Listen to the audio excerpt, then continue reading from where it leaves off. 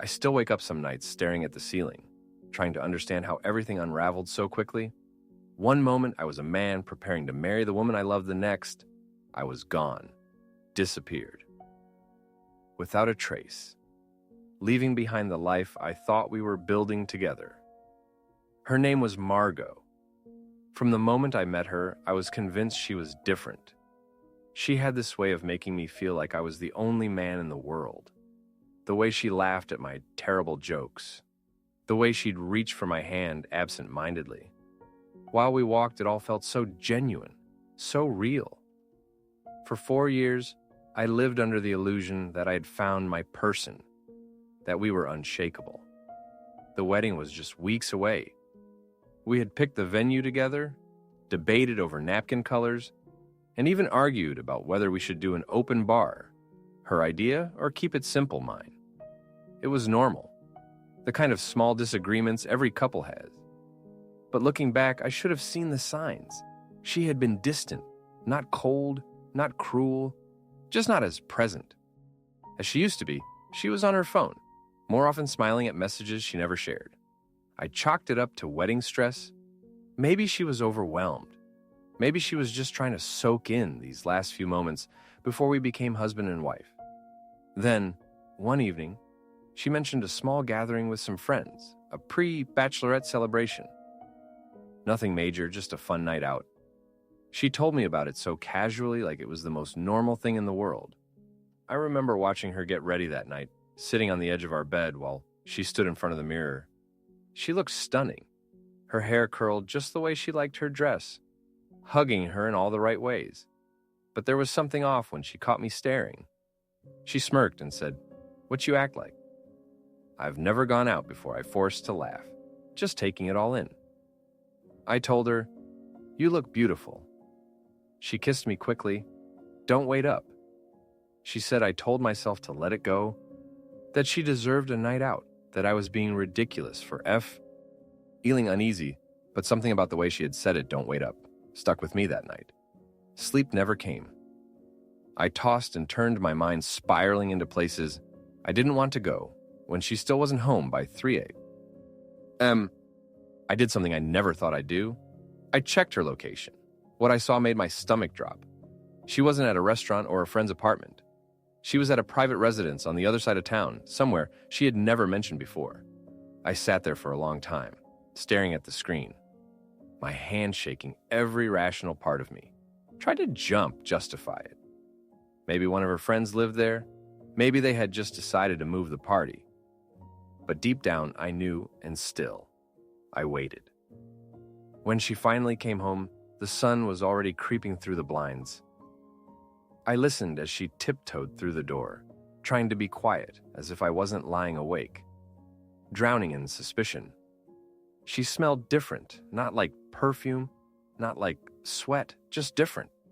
I didn't say anything. I just lay there, staring at the ceiling, feeling something inside me. Crack. I had no proof, no confirmation, just a gut feeling that the woman I was about to marry had betrayed me. In a way I couldn't even begin to understand, and I knew in that moment that I would never look at her the same way again.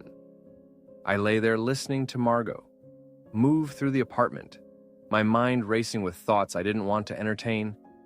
I could hear her slipping off her heels, the soft rustling of fabric as she changed, the quiet exhale of exhaustion as she climbed into bed beside me. She must have thought I was asleep because she didn't say a word. No. Whispered apology, no. Explanation, just silence. But I wasn't asleep. My body was frozen in place. My breathing measured, my heart pounding in my chest. I had spent the entire night convincing myself I was overthinking, that there had to be a logical reason for her location being somewhere she had never mentioned before. That maybe I was just an idiot for checking it all. But the way she crept in like a thief, like someone who knew they had something to hide, shattered that illusion. I could feel the warmth of her body close to mine, but for the first time since we had met, she felt like a stranger I wanted to confront. In her to sit up, turn on the light, and demand to know the truth, but I was afraid of what she might say, afraid of what I might hear, afraid that the life we had built, The future I had planned was already gone, and I just hadn't realized it yet. Instead, I waited the next morning. She woke up before me, slipping out of bed with a groggy sigh. I listened as she shuffled into the bathroom, the sound of the shower turning on the soft T of her voice as she mindlessly sang to herself like nothing was wrong, like she hadn't just come home at dawn from a place I couldn't explain. I forced myself to get up, walking into the kitchen and making coffee, my hands still unsteady, when she finally emerged, wrapped in a towel, her hair dripping wet. She smiled at me like nothing had changed morning. She said, leaning in for a quick kiss. I let her do it, even though every fiber of my being was screaming that something was off. You were out late, I said carefully. Watching her reaction, she yawned, stretching her arms.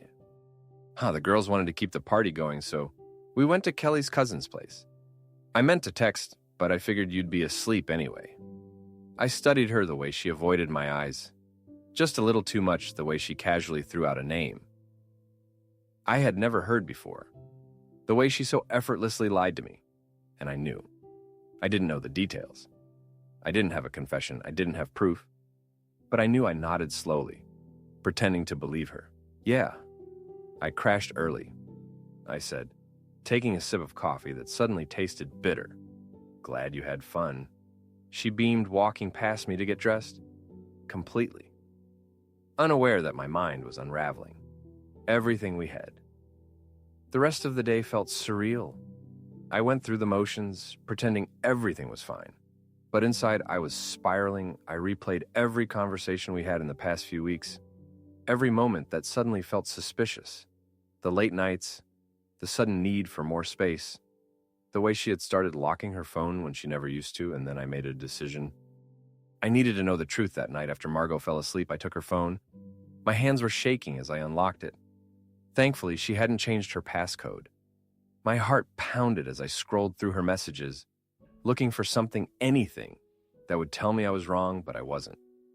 I found the group chat first, a conversation with her so-called girlfriends. Except it wasn't just them. There were other names in there, names I didn't recognize, and messages that made my stomach churn. Last night was insane. Can't believe we finally got her to come. She was nervous at first, but damn, did she loosen up fast. Told you she'd love it. Think she'll come back next time. I felt sick, my vision blurred as I clicked on the attached photos. They weren't explicit, but they didn't have to be Margot at a house I'd never seen before. Surrounded by people I didn't know, holding a drink, laughing, looking happier than I had seen her in weeks. I clenched my jaw, scrolling further, my breath coming in short bursts, and I found the worst part. A private message last night was incredible. Can't stop thinking about it. You're something else sent to her from a name I'd never seen before. And her response, your trouble.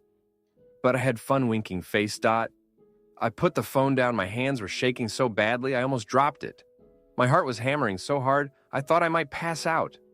I felt like the air had been sucked out of the room. This wasn't just a mistake. This wasn't just some drunken bad decision. She had planned this. She had chosen this. And the worst part, she had come home to me afterward, kissed me like nothing had happened, and slept beside me like I was nothing.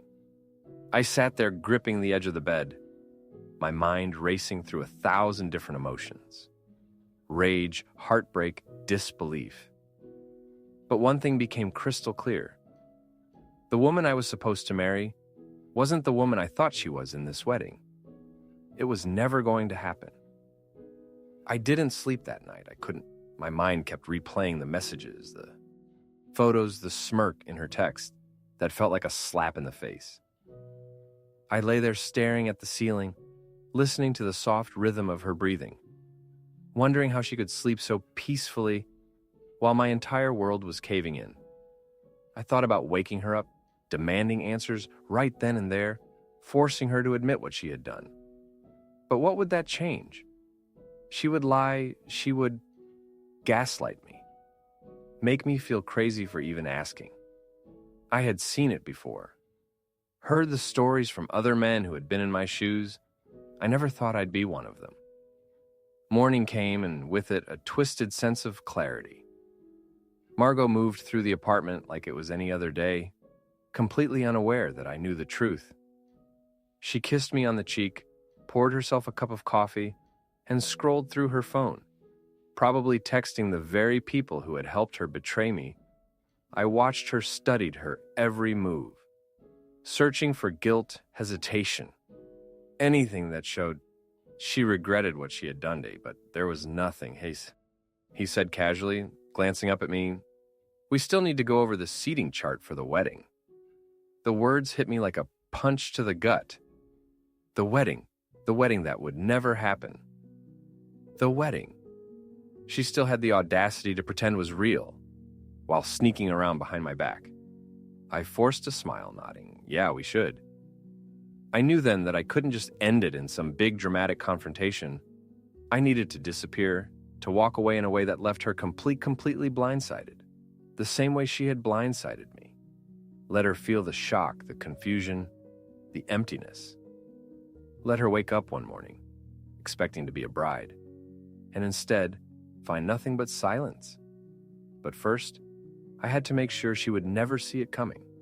The rest of the day, I played my part. I talked about the wedding like I still cared, nodded along when she mentioned final dress fittings and floral arrangements. I even agreed when she suggested we have dinner with her parents that weekend, all the while I was planning my exit as soon as she left for work. I got to work. I called my best friend Jonah, the only person I knew I could trust, when I told him what happened. There was a long silence on the other end of the line. "Damn," he finally said. "You sure you don't want to confront her?" I shook my head even though he couldn't see me. "No, she'll lie, she'll twist it. I don't want the drama." "Jonah, I just want out." He exhaled. "All right, man. What do you need?" "Help me disappear." And just like that, the plan was set. I started small. I took the essentials, my passport, a few changes of clothes, the important documents I didn't want her to have access to. I transferred money to a new account, making sure she wouldn't be able to touch a cent of it. I canceled the lease on our apartment, sending the notice to our landlord under my name. Only she would have no warning. Then I wrote the letter. It took me hours to get the words right, to figure out how to tell her exactly what she had done to me. Without ever raising my voice, in the end, I kept it simple, Margot. I know about the party, I know about the messages, I know about the man you spent the night with while I was at home, thinking we were building a life together. I know it all. I won't waste my breath asking why it doesn't matter anymore. I just wanted you to know that I see you for who you really are. Now, there won't be a wedding by the time you read this. I'll be gone. I hope whatever you were looking for that night was worth it. Don't bother trying to find me. I signed my name, folded the letter, and left it on the kitchen counter, where she would see it the second she walked in. Then, without a second glance, I walked out the door. I didn't take a single thing that reminded me of her. I didn't give myself time to mourn the life I had lost, because the truth was that life had never existed in the first place. It was all a lie. As I drove away, leaving behind the city, the apartment, and the woman I had once thought I would grow old with, I felt something I hadn't expected relief for the first time in weeks. I could finally breathe. The strangest thing about disappearing is how easy it actually is. People always assume it takes meticulous planning, months of preparation, and a whole new identity. But really, it's just a matter of walking away and refusing to look back. As I drove out of town, I kept expecting to feel regret, some overwhelming urge to turn the car around and beg Margot for an explanation. But the further I got, the more I realized there was nothing left to salvage. What could she possibly say? Say that it was a mistake, that it didn't mean anything. I had seen the messages, the photos I had read. Her own words laced with excitement and flirtation, with no sign of guilt or hesitation, no. I didn't need an explanation. I needed distance. Jonah had set me up with a temporary place, a cabin in the middle of nowhere, a few hours outside of the city. It belonged to his uncle, who only used it during hunting season. And it was exactly what I needed.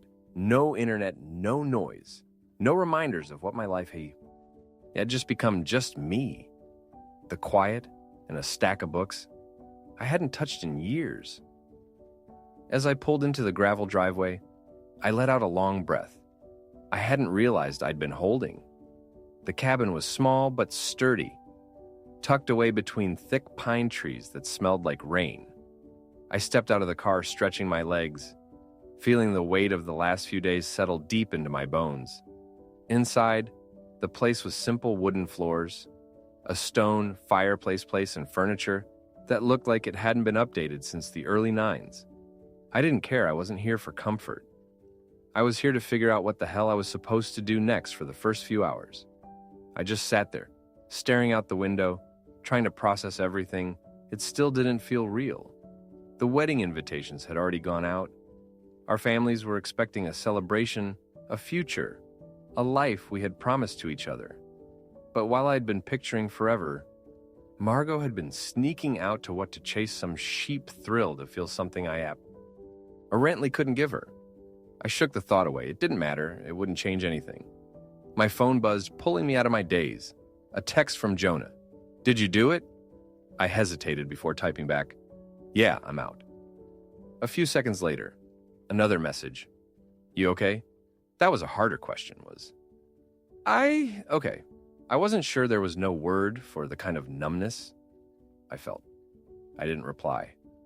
I turned my phone off, instead tossing it onto the coffee table. The next few days were a blur of silence.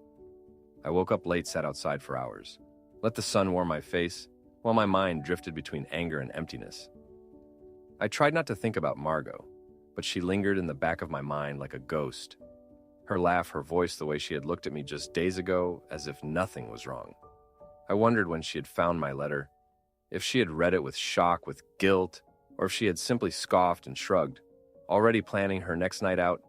I wondered if she was trying to call me, if she was reaching out to friends asking where I'd gone. Not that I would ever know. My phone stayed off on the fourth day. Jonah showed up unannounced, a six-pack in one hand and a bag of takeout in the other. "Figured you could use a beer," he said, stepping inside like he owned the place, "and some actual food. You look like hell." I let out a short laugh, the first real one in days, thanks. I feel like hell. We sat outside on the porch, drinking in silence, the sound of the wind rustling through the trees, the only thing filling the space between us. "You ever think about what you're going to do next?" he finally asked. I exhaled slowly, staring at the horizon. "Not really right now. I'm just trying to figure out how to exist without feeling like my entire life was a lie." Jonah nodded, taking a sip of his beer. That's fair for a long time. Neither of us spoke, and honestly, I was grateful for it. I didn't want advice. I didn't want reassurances. I just wanted to sit in the wreckage for a while, let the dust settle before I decided what had came next. One thing was certain, though. I wasn't going back. The first few days after I vanished felt surreal, like I had stepped into a different version of my life where nothing made sense. The quiet of the cabin was both a blessing and a curse. It gave me space to think, but at the same time, it made everything too real. I didn't have the distractions of the city, the noise of daily life, or the mindless routine of wedding preparations. Instead, I had the weight of what had happened, pressing down on me, filling every moment with an overwhelming mix of anger, confusion, and something I refused to name. Grief I had spent years building a life with. Margot convinced she was the woman I would grow old with. Now that version of my life had been ripped away in the most humiliating way possible. I wasn't just dealing with a broken relationship.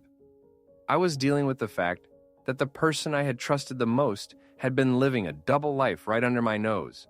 The betrayal wasn't just in what she had done.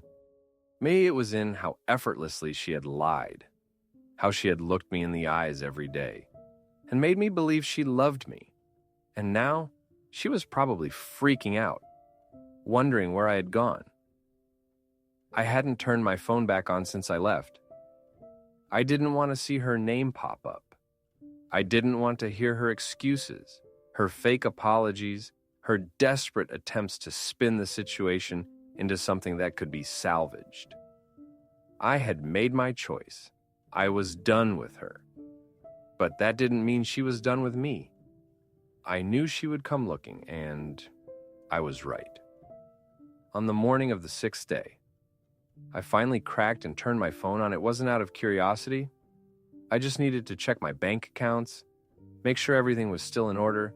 But the moment the screen lit up, I was bombarded with missed calls, voicemails, and texts, most of them from Margot. I scrolled through the notifications, my stomach twisting as I read the desperate messages. Where are you? What is this?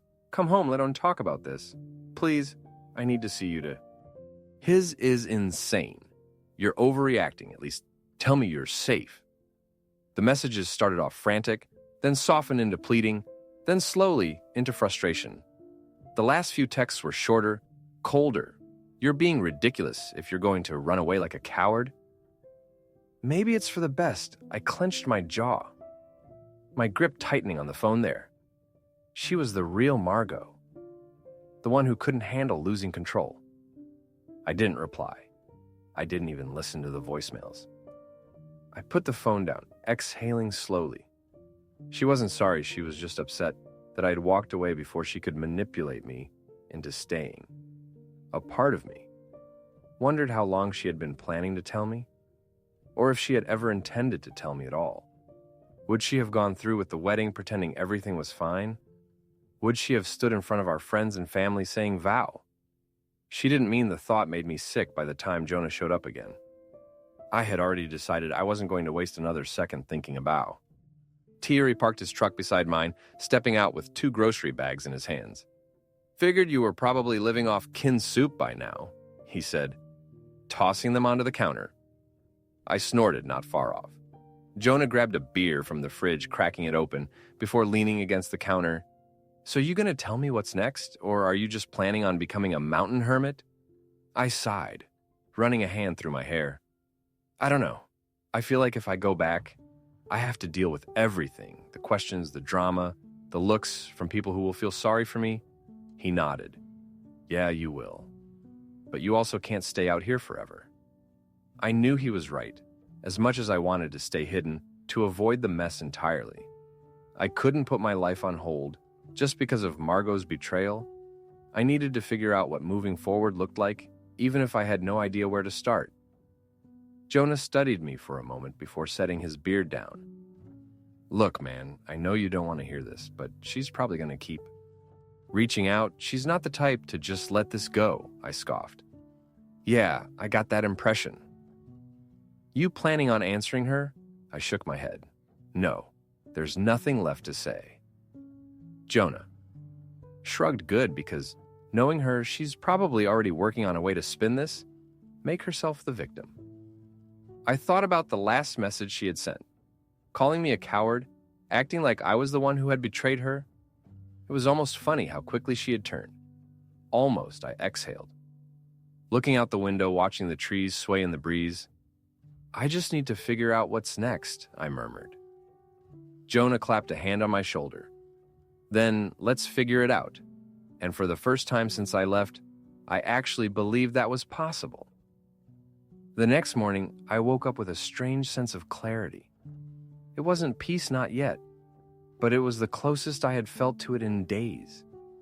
The anger was still there, simmering beneath the surface. But it wasn't the kind that clouded my thoughts anymore.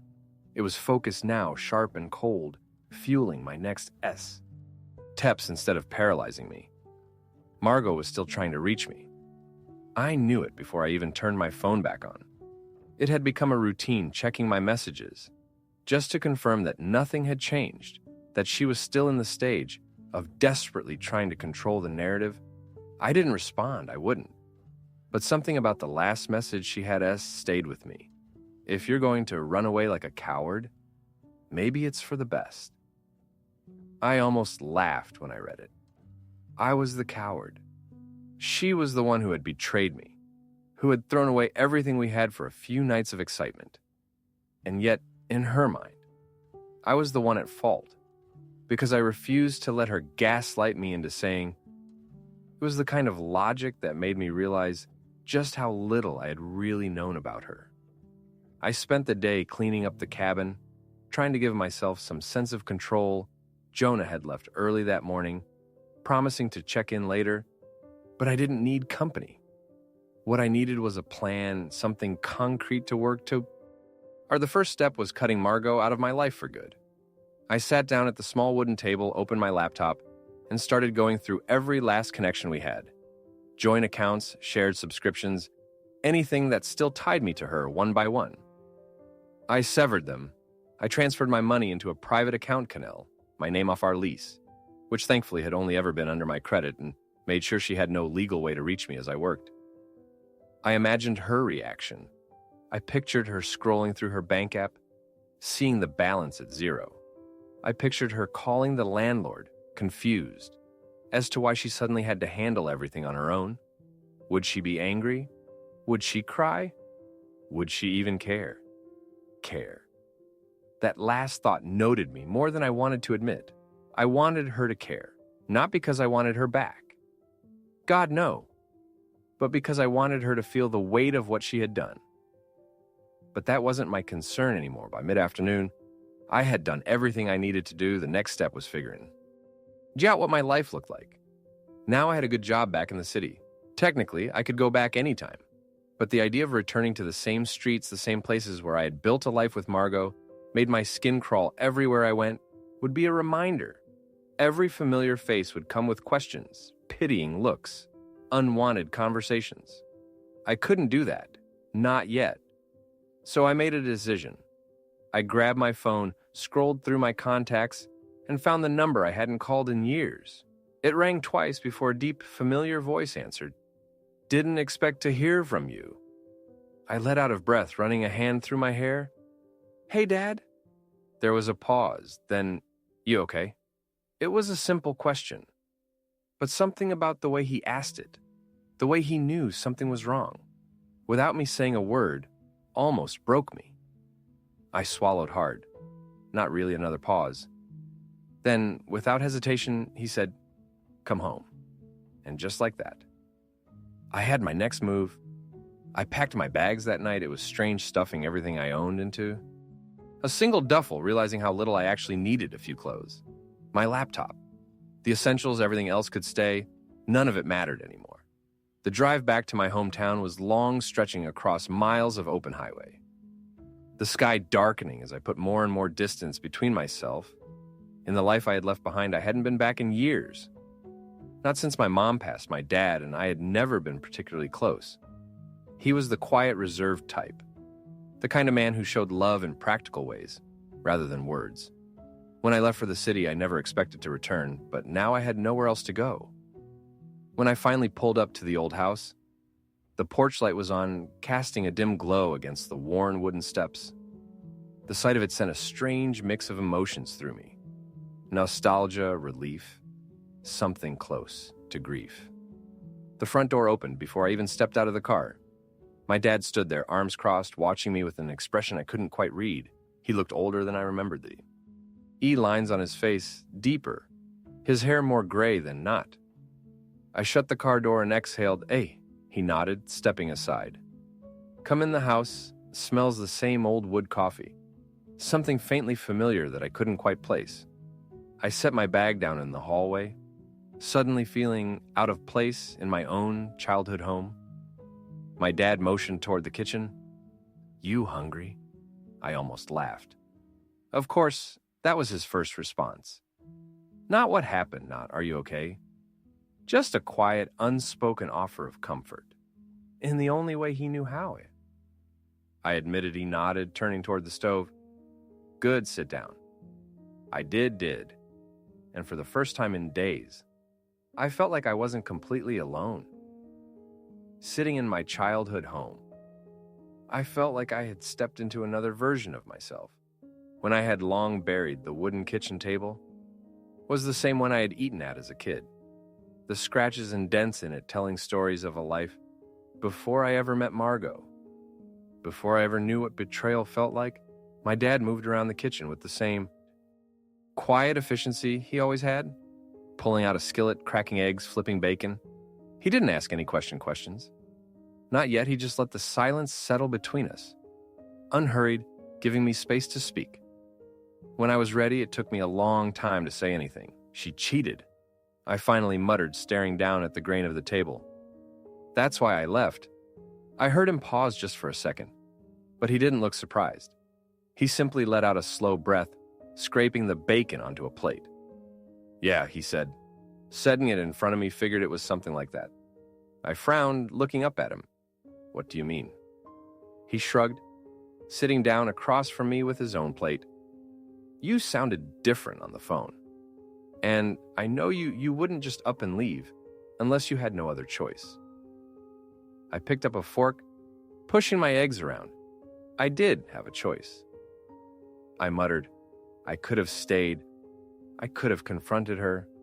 I could have let her explain herself. Would that have changed anything? I clenched my jaw. No, then you did the rig. Hate thing, I let out a bitter laugh. Doesn't feel like it. He chewed his food slowly, thoughtful. Not yet, he admitted. But it will. I wasn't sure if I'd belly that. We ate in silence after that. The only sound, the faint hum of the fridge, and the occasional clink of silverware. It was strange how normal it felt. Like I hadn't just abandoned my entire life.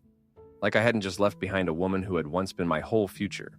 When we finished, my dad stood up and grabbed a couple of beers from the fridge, sliding one across the table to me. Come on, he said, nodding toward the back porch. Letting sit outside for a bit, I followed him out, stepping into the warm night air. The backyard looked smaller than I remembered, the old oak tree still standing tall in the corner, its branches stretching out like they had when I was a kid. We sat down on the worn wooden chairs, the ones that had been there for as long as I could remember. My dad cracked open his beer, took a sip, then leaned back, watching the sky after a long pause. He finally spoke. You know, your mother and I had our problems too. I blinked, caught off guard. He never talked about my mom like that. Not since she passed. What do you mean? I asked carefully. He exhaled, rolling the bottle between his hands. She never cheated, but we had our rough patches. Marriage ain't always what people think it'll be. Sometimes you wake up next to someone and realize you don't know them at all. I swallowed hard. That's exactly how I had felt in those last days with Margot, like she was a stranger in my own home. She ever do anything to make you doubt her? I asked. He shook his head no, but that's not the point. The point is, people show you who they are when they think you're not looking. You just have to decide whether or not to believe them. I stared down at my beer, his words settling in. She showed you, son. He said simply, and you believed her. I didn't know what to say to that. We sat there for a long time, just staring at the stars, the weight of everything pressing down on me. For the first time since I had left, I felt something shift inside me. Like I wasn't just running anymore, like maybe I was finally moving forward the next morning. I woke up feeling lighter than I had in weeks. It wasn't that everything was suddenly fine, far from it. But for the first time since my world had been flipped upside down, I wasn't drowning in it anymore.